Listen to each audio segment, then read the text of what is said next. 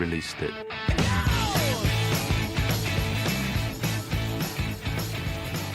Lo que me gusta de esta computadora es que viene con todo integrado y cualquiera que la ve piensa que es un monitor solamente. Y esa fue mi primera impresión, porque ya yo la había visto de lejos en algunos videos y pensaba que el case estaba debajo del escritorio.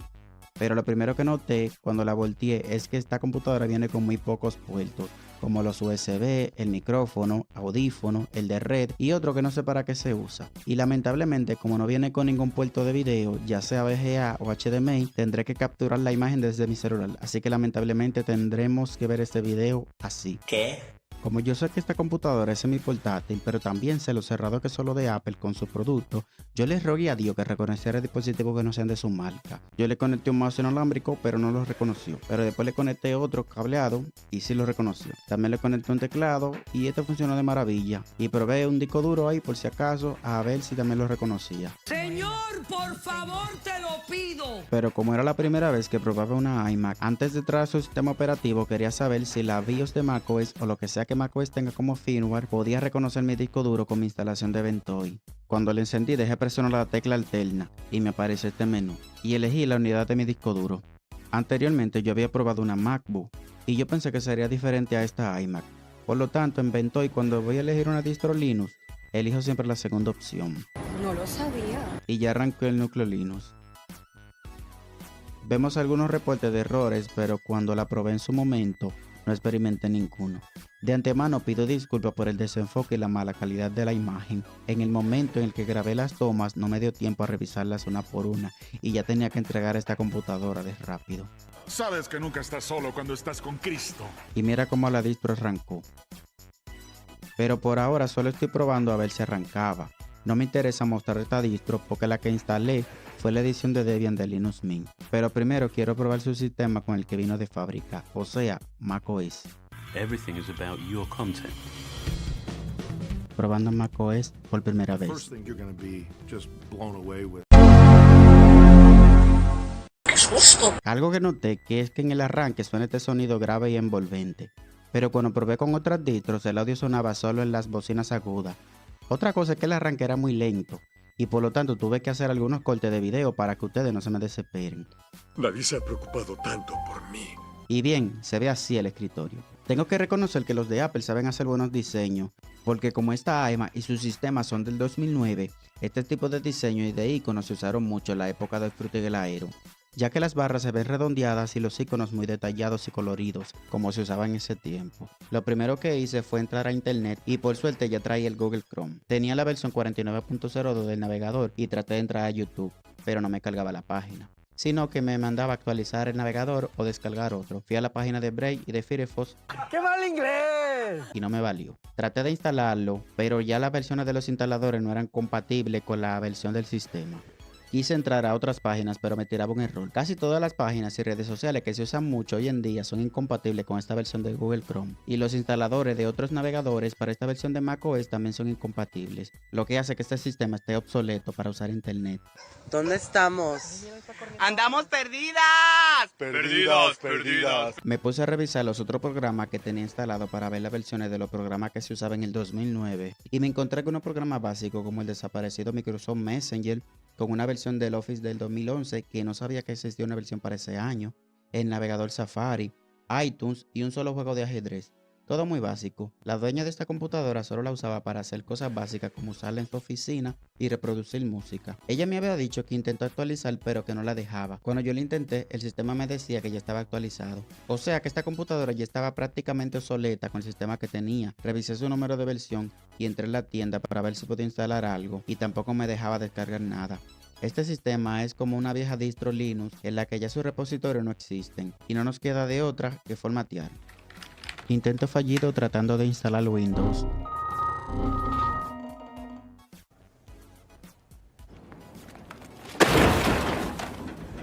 Yo siempre tengo por costumbre tener varios sistemas operativos en una memoria USB o disco duro. Por si un sistema no funciona, yo le instalo otro. siempre y cuando tenga la aprobación del cliente del uso que le dé a su PC. Normalmente siempre instalo Windows, ya que es el sistema que todo el mundo usa, pero en esta ocasión ninguno de los Windows pudieron cargar. Intenté con Windows 10 y no cargó. Después traté con Windows 8.1 y tampoco cargó. Aunque la carga se ve breve aquí en el video, pero lo dejé un buen rato encendido para ver si cargaba el sistema, pero nunca cargaron. Hijo de tu maldita madre. En el momento en el que tenía esta computadora hace algunos meses atrás, cuando grabé estas tomas, no tomé en cuenta la probabilidad de que el error estuviera en Ventoy, porque en otras computadoras me pasó lo mismo y me di cuenta que eran incompatibles con Ventoy, y en esos casos tuve que usar Rufus, Easy2Boot o Yumi, que eran los instaladores que yo usaba antes de Ventoy, pero lamentablemente no lo pensé en el momento. Y tal vez por eso no pude instalar Windows en esta iMac 2009. Por lo tanto, yo creo que sí es compatible con Windows. ¡Cállate! Yo tengo fe. Como no pude instalarle Windows a esta iMac 2009, entonces voy a probar con Linux. Pero antes de formatearla, le quiero hacer una última revisión a los archivos del sistema de macOS. La distro que estoy usando para esta prueba es un remaster de Debian Testing Cinnamon, que es la que yo uso como mi sistema principal y para mi trabajo. Pero cuando yo entré a la partición de macOS me sorprendí mucho porque las aplicaciones tienen una carpeta dedicada donde se instalan sus archivos, mientras que en Linux, por lo menos las aplicaciones de paquetería tradicional distribuyen sus archivos en las carpetas del directorio raíz, haciendo que sean menos pesados y que compartan las mismas librerías. Estuve revisando las especificaciones de esta computadora y vi que tiene 4 GB, un procesador Intel Core 2 Duo, 150 GB de almacenamiento. Yo creo que para la época estaba más que bien para un uso doméstico. Y eso lo digo porque también les hice una prueba de rendimiento con algunos juegos y proyectos de audio y de video. Según lo que estuve investigando, el sistema original de esa computadora es macOS 10.5 Leopard, lanzado en el 2007 junto con el iPhone y en el mismo año que salió Windows Vista. Este es el sexto lanzamiento de su sistema para Apple Macintosh, su línea de escritorio, precedido por macOS 10.4 Tigre y sucedido por macOS 10.6 Snow Leopard. Este sistema fue el último en soportar la arquitectura de procesadores PowerPC, ya que a partir de la versión 10.6 macOS solo fue compatible con procesadores Intel. Ese es el peso total del sistema, parecido a la de una distro Linux. Comer una naranja Pruebas es de como rendimiento. llevar un buen matrimonio. ¡Ya cómete la maldita naranja! En esta distro yo tengo el Brave instalado de fábrica, que es uno de los navegadores más rápidos y de bajo consumo de todos lo que hay. Y aún ejecutándolo en modo live se movió muy rápido en esta antigua máquina. Le hice algunas pruebas como abrir videos en YouTube en diferentes resoluciones. En 720 va a normal sin ningún problema. Pero cuando lo puse en 1080p se ralentizó mucho el video. Otra cosa que también quiero resaltar es que en las pruebas de audio que hice solo se escuchaban las bocinas agudas. Pero con audífonos se escuchaba muy bien. Por lo tanto no creo que ese sea un gran problema. Quizá haya cómo solucionarlo, pero en ese momento no me dio tiempo de hacerlo. Hice otra prueba de rendimiento también con el MMS, a ver cómo sería usar esta máquina para producción musical, que es un DAW de bajo recursos. Claro, todo depende del tamaño del proyecto y de todo lo que lleve. Lo hice con un proyecto de fábrica, sonó bien y andaba fluido.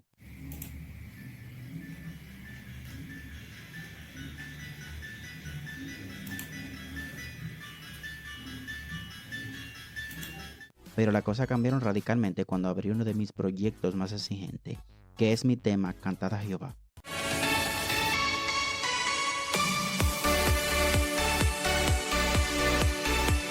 Aquí sí la máquina no pudo hacer nada, porque el programa se quedó en total silencio por la cantidad de instrumentos y plugins activos.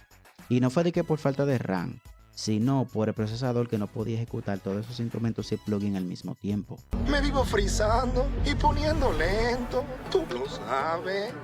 Otra prueba de rendimiento que yo hice fue probar uno de mis proyectos de videos en Kdenlive.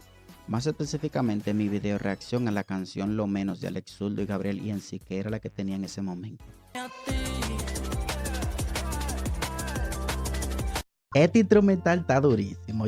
Supuse que como solo era una video reacción y que no contenía muchos elementos, esta máquina podía moverlo, tomando en cuenta que yo optimizo muy bien mis proyectos para evitar alto consumo.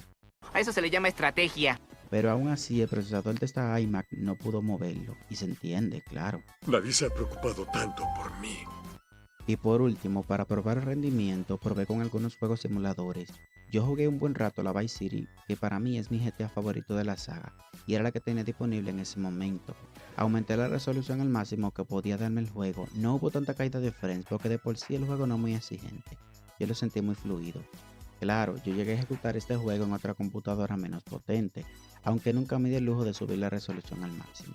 Otros juegos que probé fueron de PlayStation 2, en el emulador PCSX2. Bendito nombre ese que le pusieron, el bendito emulador ese. Diablo, qué difícil me la pusiste. Jugué el Mortal Kombat Magedon, lo puse en 720p de resolución. Y aunque el juego se veía bastante bien, bueno, pero iba más lento que un suero de miel de abeja. Pero se veía bien, aunque el efecto de sangre parecía más un chorro de miel de chivo ligado con refresco rojo vencido. Por último, probé la Motorstone, la Arctic Edge. ¡Qué mal inglés! Este sí que iba más rápido, pero su sonido estaba muy entrecortado y era tan incómodo como escuchar un imitador de Bad Bunny, pero con parálisis cerebral. Llegué a probar otros juegos, pero no pude grabarlo porque me estaba quedando sin espacio en el celular y en el disco duro. Esta narración la estoy haciendo 3 meses después de que grabé las tomas, porque ni tenía idea, ni un guión, ni cómo rayo iba a ser este video. Por eso no grabé mucho las tomas de los videojuegos que jugué, aunque no fueron mucho, claro. Eres un inútil. En un principio yo quería dejarle instalada esta distro por lo completa que es y por todos los programas que tiene, pero tuve problemas con el sistema de arranque, ya que cuando encendía la iMac no mostraba ninguna entrada de sistema, pero eso solamente pasaba con este remaster que yo hice de Debian. Por lo tanto, como no había pegado ni una, ni con Windows, ni siquiera con mi propia distro, decidí hacer los preparativos para instalar Linux Mint Debian Edition 6. ¡Marica! ¡Marica! Linux Mint Debian Edition para mí es la mejor distro para alguien que viene de Windows o que quiera revivir un antiguo ordenador, por la simplicidad de Cinnamon y la estabilidad de Debian y su gran repositorio que aunque no es el más actualizado, pero es lo suficientemente estable como para no dejarte el sistema como un pisapapeles después de actualizar. Entonces volví a hacer algunas pruebas de rendimiento otra vez, pero desde esta versión de Linux Mint para así formatear e instalarlo. Pero para eso tengo que preparar las particiones del sistema, porque no me gusta la instalación automática, sino que por prevención me gusta hacer particiones separadas. Para eso usé Gparted, que para mí es el mejor administrador de particiones de Linux. Pero como esto no es un tutorial de cómo crear particiones, eso te lo explicaré en otro video. La instalación fue de lo más sencilla, nada más elegir el país, los idiomas, el teclado, los nombres de usuarios y la contraseña, y el sistema quedó así. ¡Marichocho! Una instalación bien hecha, un arranque seguro, sin problemas de group, ni nada de eso. Cuando inició, lo primero que hice fue actualizar el sistema de una vez para estar al día con las actualizaciones. Y cuando terminé de actualizar la distro, la reinicié y después comencé a instalar los programas necesarios desde la tienda y desde Synaptic. Lo primero que hice fue instalar los programas de optimización y mantenimiento de sistema como BlashBee, Stacer, Preload, Group Customizer, que son los que yo más uso. Luego me fui a la tienda a instalar los otros programas adicionales. Lo hice así para poder cargar los repositorios y los gráficos de la tienda de Genome, porque esa tienda es muy lenta cuando la cargas por primera vez. De esta forma la dueña no va a tener que recargar todo eso cuando quiera instalar algo adicional.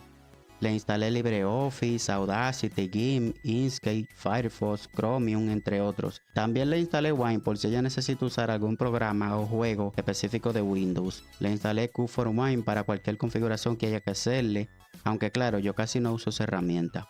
Pues felicidades, me importa un carajo. Después de haber instalado todos los programas necesarios para un uso básico y de oficina, ahora voy a terminar haciendo la última configuración y mantenimiento final de esta computadora. ¡Oh my God! Las últimas configuraciones que yo siempre hago son la gestión de energía. Le quito el horrible clic ese que no sé por qué rayos se lo dejan por defecto. ¿Me estás oyendo, inútil?